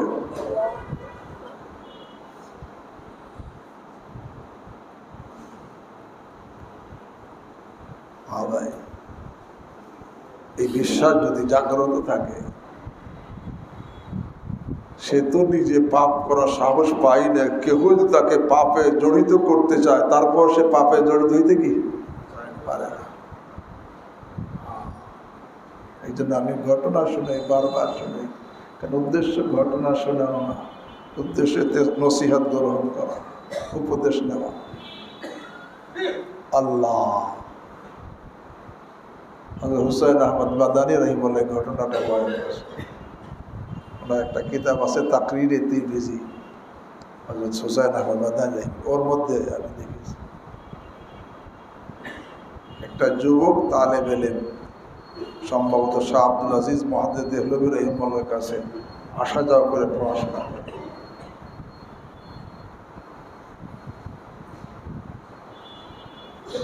তবে এই যে রাস্তাতে আসা যাওয়া করে, সেই রাস্তার পাশে একটা বাড়ি, সেই বাড়িতে একটা মেয়ে, সেই মেয়েটা বারবার ছেলের দিকে তাকায়, ছেলে জানেও না। ছেলেটা, ওই মেয়েটা ছেলের প্রতি আকৃষ্ট হয়েছে, তাও ছেলে কি জানে না।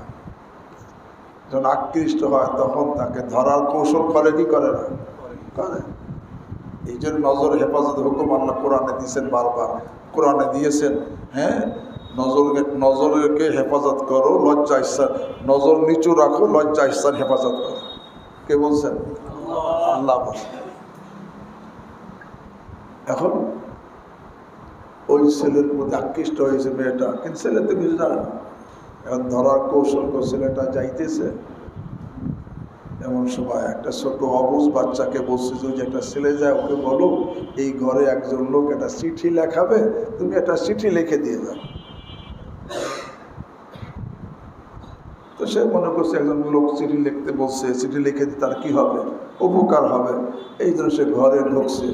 ঘরে ঢোকার সাথে সাথে মেয়েটির দরজা আটকে তালা লাগাই দিছে এবং তাকে পাপ করার জন্য পিড়াপিড়ি করতেছে। সে কোনোভাবে রাজি না। মেয়েটি তখন বলছে, তুমি যদি আমার ইচ্ছা পূরণ না করো, আমি তালাক করবো না। এই যুবক ছেলে, রক্ত মাংসের ছেলে, যৌবন আছে, রক্ত মাংস আছে, চাহিদা আছে না নাই? আছে। এই ছেলে বলছে আমি বাথরুমে যাব। যখন বাথরুমে যাবো, কইছে যাও। তো বাথরুমে গেছে, সেখান থেকে ময়লা উঠেছে, ময়লা পায়খানা উঠে গায়ে মাখাইছে। কেন মাখাইছে? সে জানে এই ময়লা তো পানিটা ধুলে দূর হয়ে যাবে। কিন্তু এই গুনাহের ময়লা তো জাহান্নামের আগুন ছাড়া দূর হবে না। এই জন্য জাহান্নামের ওই গুনাহের ময়লা থেকে বাঁচার জন্য কি লাগাইছে? বাথরুমের ময়লা শরীরে মাখাইছে। এই যুবক ছেলে মাখাইয়ে যখন দুর্গন্ধ অবস্থায়, বিশ্রী অবস্থায় বের হয়েছে, সাথে সাথে মেয়েটা ঘৃণায় দরজা খুলে দিছে। হে ভাইরা, বলো তো দেখি, এই যুবক ছেলে এই অবস্থায় যে বের হয়ে আসছে, সেখানে দুনিয়ার কোনো বাধা ছিল না, দুনিয়ার কেহ ছিল না, সে কি তার ওই ঘুমন্ত বিশ্বাসের কারণে এখান থেকে বের হয়ে আসতে পারছে, না জাগ্রত বিশ্বাসের কারণে? দুনিয়ার কেহ না থাকে, আমার আল্লাহ তো আমাকে দেখতেছে। যখন বিশ্বাস জাগ্রত হয়, কেহ তাকে পাপ করাইতে চাইলেও সে পাপ করতে কি পারে না। আল্লাহ। পরে যে ছেলেটা যমুনা নদীতে গোসল করছে, খুব ভালো করে কাপড় চোপড় ভালো করে ধুইছে, পরিষ্কার করছে, শুকাইছে।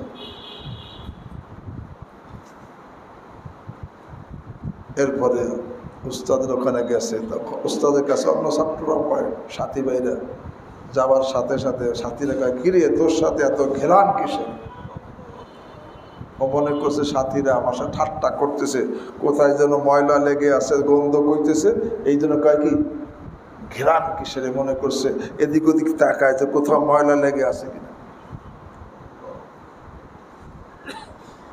কিছু বলে না। এমন উস্তাদ যে ডাক দিছে, কিরে বাবা তোর সাথে এত ঘেরান কিসের? তখন ছেলেটা মনে করছে উস্তাদ যে আমার সাথে ঠাট্টা করে, তখন কেঁদে কেঁদে বলছে, হজরত মাইনে ধোয়া তো বহুত মাগার গেয়া নেই, আমি ধুইছি তো অনেক, যাই না কিন্তু যাই নাই। কি হয়েছে? তো ঘটনা বলছে। উস্তাদজি বলছে, না বাবা, ময়লার গন্ধ না, এই অবস্থায় যে তুমি গুনাহ থেকে বাঁচছো, এই জন্য আল্লাহ রাব্বুল আলামিন তোমার ঈমানের ঘেরান বের করে দিয়েছে, ঈমানের ঘেরান বের করে দিয়েছে। এই লোকটা বলতেছিলাম, এই যে গুনাহ থেকে বাঁচছে, আমারও বিশ্বাস আছে, তারও বিশ্বাস আছে। আমাদের বিশ্বাস কি? তার বিশ্বাস কি? জাগ্রত। বিশ্বাস যা জাগ্রত থাকে, আরে সে তো পাপের কাছে যাইতেই পারে না, কেউ তার দ্বারা পাপ করাইতে চাইলে সেও সেখানে সে তার দ্বারা পাপ করাইতে কি পারে না, কারণ সে দেখে আহকামুল হাকিমিন রব্বুল আলামিন তাকে দেখতেছে।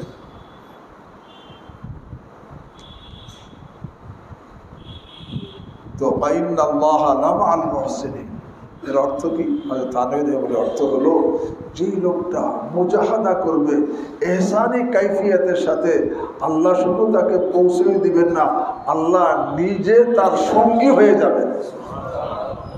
ওই এহসানি কাইফিয়াত কি আগে বললাম, যে এই অবস্থা, যে সর্ব অবস্থায় এই বিশ্বাসকে জাগ্রত রাখা। কি বিশ্বাস? আল্লাহ আমাকে।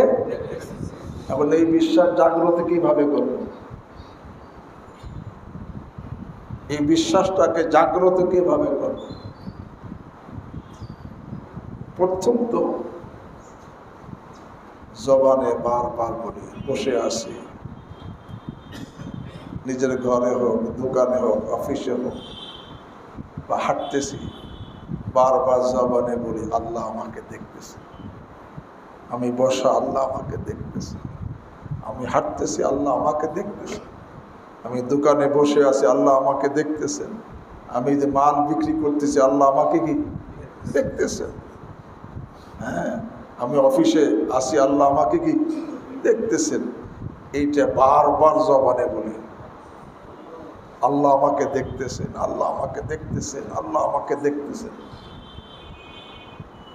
আরবিতে একটা কথা আছে, ইজা তাকাররারা আলাল লিসান তাকাররারা ফিল কলব। যেই কথা বারবার জবানে আওড়ানো হয়, সেই কথাটা দিলের মধ্যে কি বসে যায়। এটা বারবার বলতে থাকে, আল্লাহ আমাকে দেখতেছেন, আল্লাহ আমাকে দেখতেছেন, আল্লাহ আমাকে দেখতেছেন। নিজে নিজে বলি আল্লাহ আমাকে দেখতেছে। সর্ব অবস্থায় যে আমার রাগ উঠছে তখন চিন্তা করি আল্লাহ আমাকে কি, সামনে বেগানা মেয়ে যাইতেছে তখন চিন্তা করি আল্লাহ আমাকে কি, যে আমি কোন দিকে তাকে আল্লাহ দেখতেছে। আমি অফিসে আসি, লাখ টাকার ঘুষ আসছে, ঘুষ প্রস্তাব আসছে, তখন চিন্তা করি আল্লাহ আমাকে কি দেখতেছে।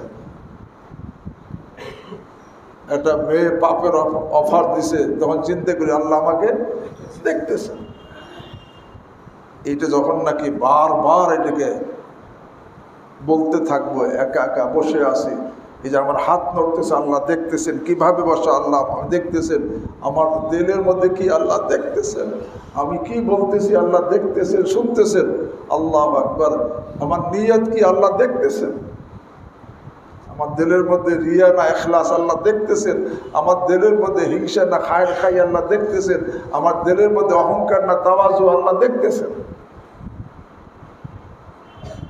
যখন এইটা বারবার দোহরাবো, বারবার বলতে থাকবো আল্লাহ আমাকে দেখতেছেন, আল্লাহ রাব্বুল আলামিন আমাকে দেখতেছেন, এটা নিজে নিজে দোহরাইতে থাকবো। বলতে 100 বার কে 500 বার হয়ে যাক, যখন বারবার বলতে থাকবো, বারবার বলতে থাকবো, তখন দেখা যাবে এই বিশ্বাসটা দিলের মধ্যে কি হবে বলেন, জাগ্রত। আরে আগের দিনে সুফিয়া কেরাম মুজাহাদা করাইতো বিভিন্নভাবে, বিভিন্ন মস্ক করাইতো। একজনে মস্ক করেছে মহিষ মহিষ মহিষ মহিষ কইতে কইতে এখন তার নিজেকে কি মনে হয়েছে, মহিষ। এখন তো ঘরতে বাড়িতে গেছে, আমার সিংহে ঠেকে দেয়। যখন আমি এরকম বলতে থাকবো আল্লাহ আমাকে দেখতেছেন, আল্লাহ আমাকে দেখতেছেন, আল্লাহ রাব্বুল আলামিন আমাকে দেখতেছেন, আল্লাহ তাআলা আমাকে দেখতেছেন, এটা বারবার বলতে থাকবো। বলতে বলতে দিলের মধ্যে এটা বিশ্বাসটা কি হবে, এটা বলা কি সম্ভব না? বসে আসি বলি আল্লাহ দেখতেছেন, হাঁটতেছি আল্লাহ আমাকে দেখতেছেন, আরে দোকানে আসি আল্লাহ আমাকে দেখতেছেন, অফিসে আসি আল্লাহ আমাকে দেখতেছেন, আরে অন্ধকার এক জায়গায় আসি তখনও কে দেখেন, আল্লাহ দেখেন। শুধু দেখেন না, আল্লাহ সাথে থাকেন। মা ইয়াকুনু মিন নাজওয়া সালাসাতিন ইল্লা হুয়া রাবিউহুম ওয়ালা খামসাতিন ইল্লা হুয়া সাদিসুহুম ওয়ালা আদনা মিন যালিকা ওয়ালা আকসার ইল্লা হুয়া মাআহুম আইনামা কানু সুম্মা ইউনাব্বিহুম বিমা আমিলু ইয়াওমাল কিয়ামা। তিনজনে কানে কানে কথা কয়, আর তিনজন মনে করে যে আমরা তিনজনই তো, আর কেউ নাই। আল্লাহ বলেন তোদের হিসাব ভুল, তোরা তিনজন না, সেখানে চতুর্থ আর একজন কে আছে? মা ইয়াকুনু মিন নাজওয়া সালাসাতিন ইল্লা হুয়া রাবিউহুম। 5 জনে রুদ্ধদ্বার কক্ষে পরামর্শ করতেছো, তোমরা মনে করো তোমরা 5 জনই, আর কেহ নাই। কাজে না, এখানে ষষ্ঠ আর একজন আছে কে, আর 2 জনে একসাথে নির্জন জায়গায় এরকম ভাবে অন্ধকারে মনে করে আমরা 2 জনই, তার তো কেহ নাই। আল্লাহ তোদের হিসাব ভুল, সে তৃতীয় আর একজন কে আছে? মা ইয়াকুনু মিন নাজওয়া সালাসাতিন ইল্লা হুয়া রাবিউহুম ওয়ালা খামসাতিন ইল্লা হুয়া সাদিসুহুম ওয়ালা আদনা মিন যালিকা ওয়ালা আকসারা ইল্লা হুয়া মাআহুম আইনামা কানু সুম্মা ইউনাব্বিউহুম বিমা। আল্লাহ যে আছেন, তুমি কি কি করছো, তোমার বিশ্বাস হয় না, কিয়ামতের দিন দেখো সব বলে দিবেন আল্লাহ কি কি করছো। এই জন্য এই বিশ্বাসকে জাগ্রত করার জন্য প্রথম তো এইটা করা, কি করা, আল্লাহ আমাকে দেখতেছেন, এটা বারবার কি বলা, পারবো না। আর দ্বিতীয়, আল্লাহ, আল্লাহর নামের জিকির বেশি বেশি করা।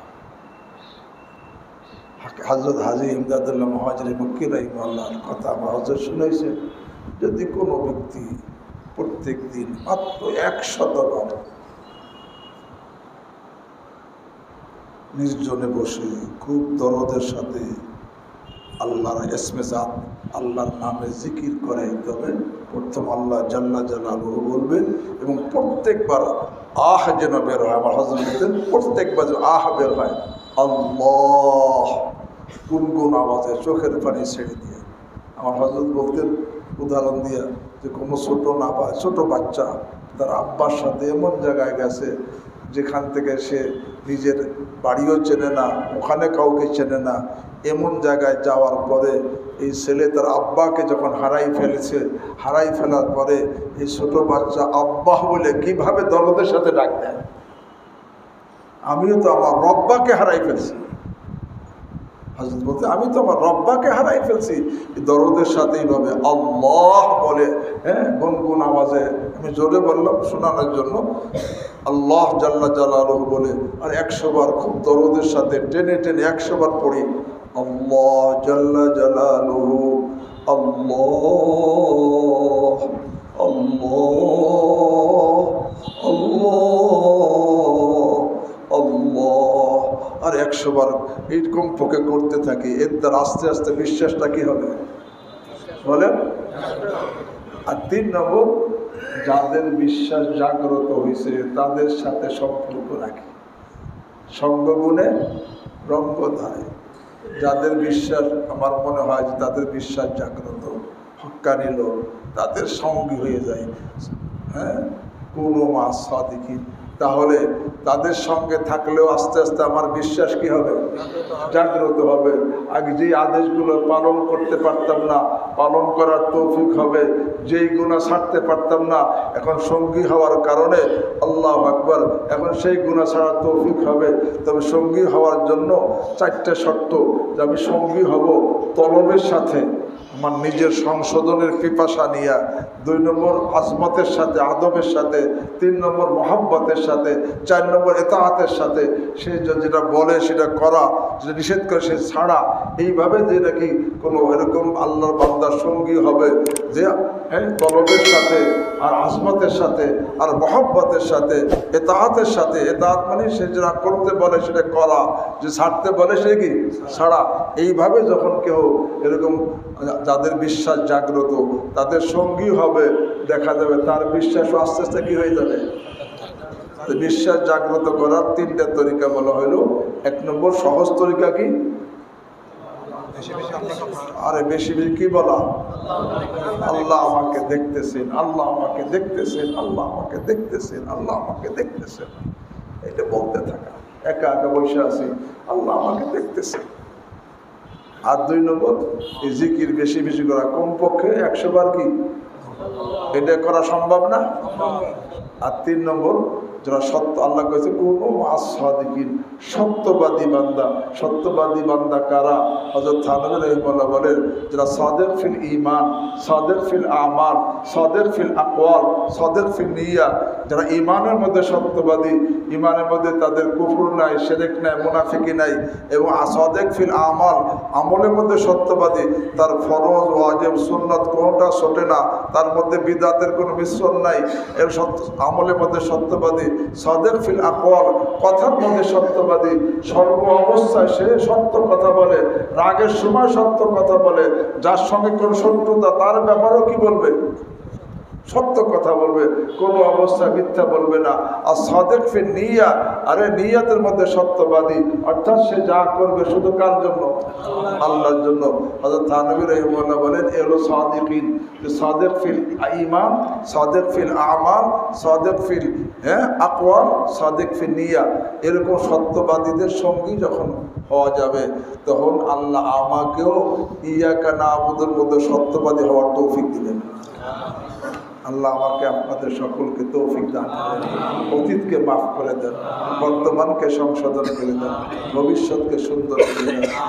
সুবহানাল্লাহি ওয়া বিহামদিহি, সুবহানাকাল্লাহুম্মা ওয়া বিহামদিক, আশহাদু আন লা ইলাহা ইল্লা আনতা, আস্তাগফিরুকা ওয়া আতুবু ইলাইক। ভাই নগরকান্দার মজলিস এই মাসের আগামী সোমবার হুজুর আসছেন, হুজুর কিছু কথা বলে দোয়া করে দেন, দোয়া করে দেন। اللهم صل على سيدنا محمد.